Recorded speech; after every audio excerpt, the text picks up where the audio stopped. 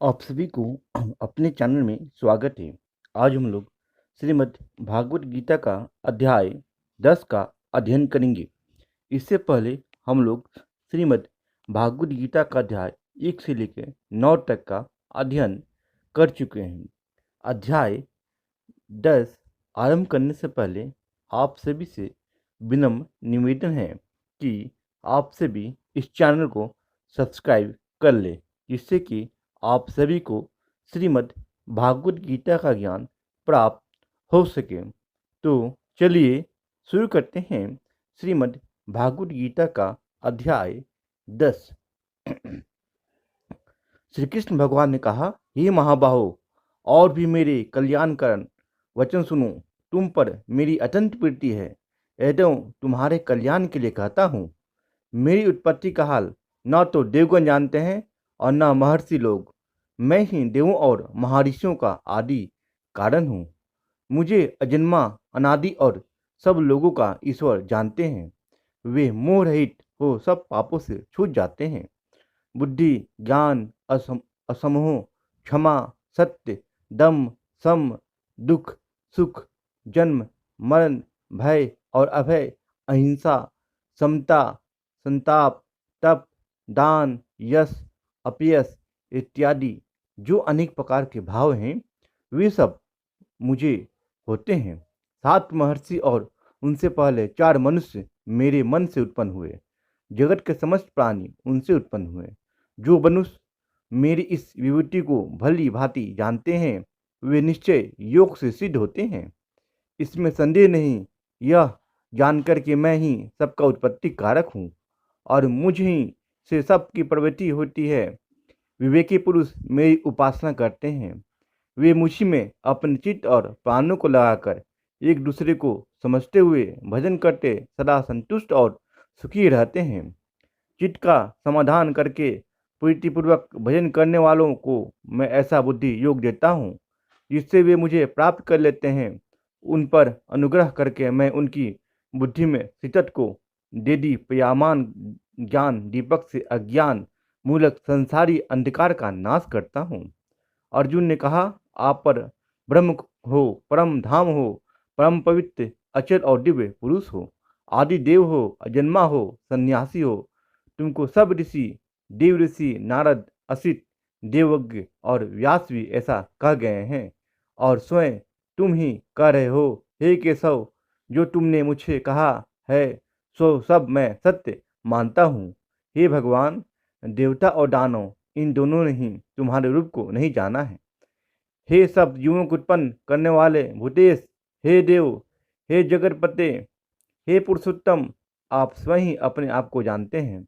एवं आप अपनी उन दिव्य विभूतियों का काल पूर्णतः वर्णन कीजिए, जिनके द्वारा आप इन सब लोकों में व्याप्त हो रहे हो। हे योगिन, हे भगवान, सदैव आपका चिंतन करता हुआ मैं आपको इस प्रकार से जान सकता हूँ। आपका ध्यान किन किन भावों से करना योग्य है। हे जनार्दन, कृपा अपनी माया और विभूतियाँ विस्तार से कहिए।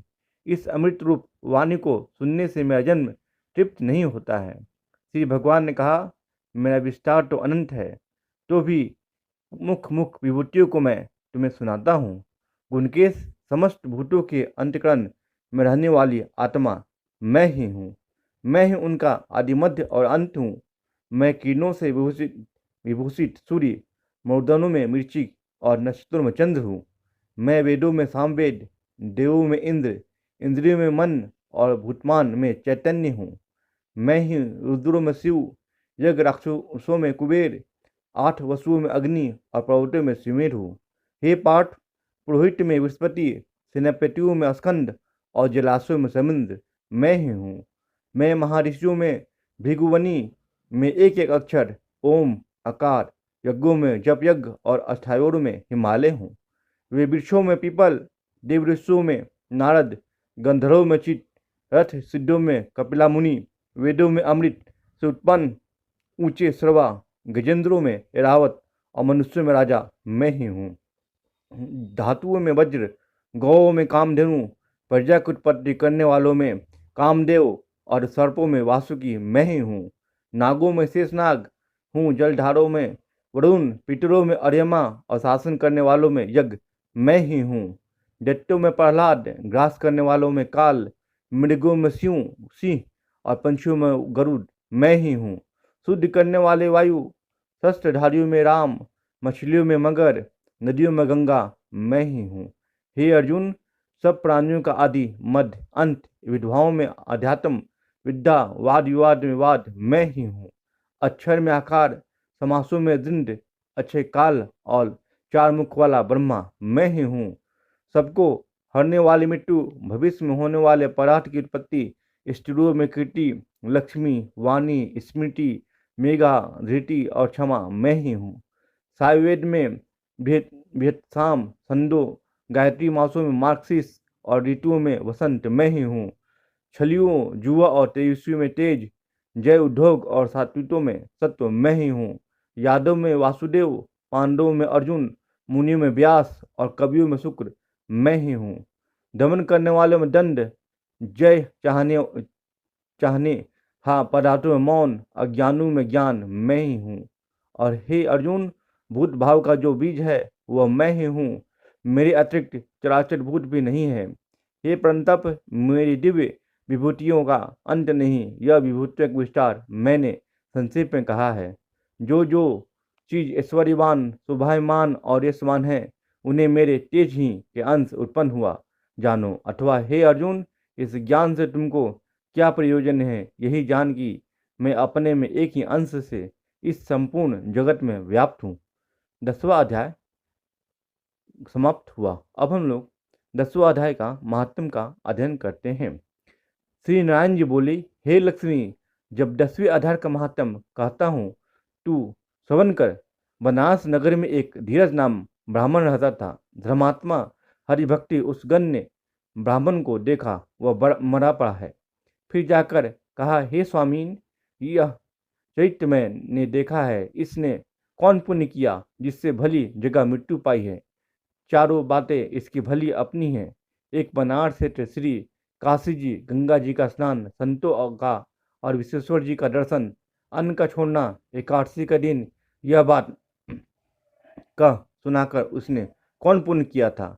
तब एक दिन विश्वेश्वर महादेव जी के दर्शन को जाता था।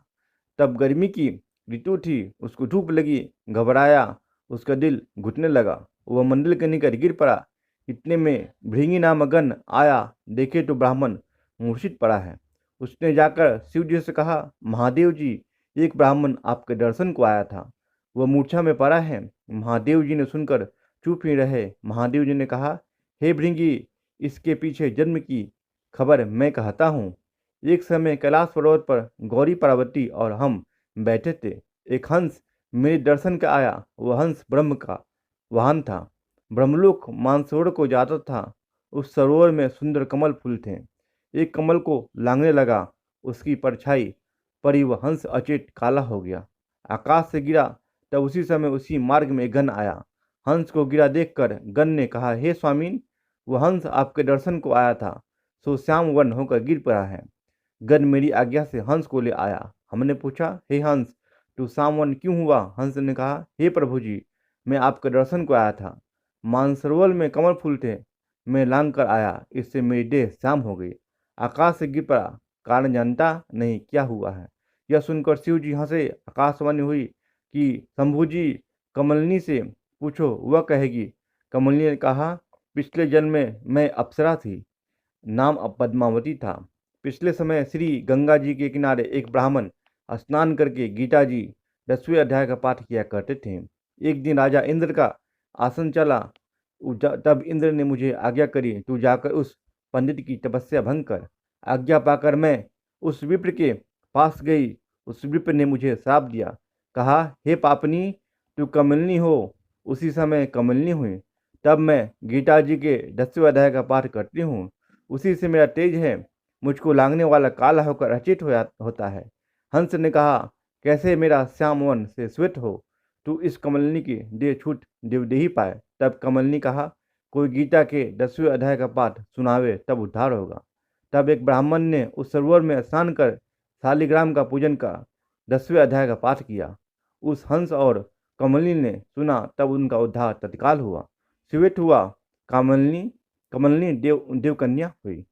इति श्री 10वां अध्याय का महात्म समाप्त हुआ। बोलिए बोलिए श्री कृष्ण की जय। बोलिए बोलिए श्री रमन नारायण की जय। बोलिए बोलिए हरि विष्णु की जय। श्रीमन नारायण नारायण नारायण बजले नारायण नारायण नारायण श्रीमन नारायण नारायण नारायण।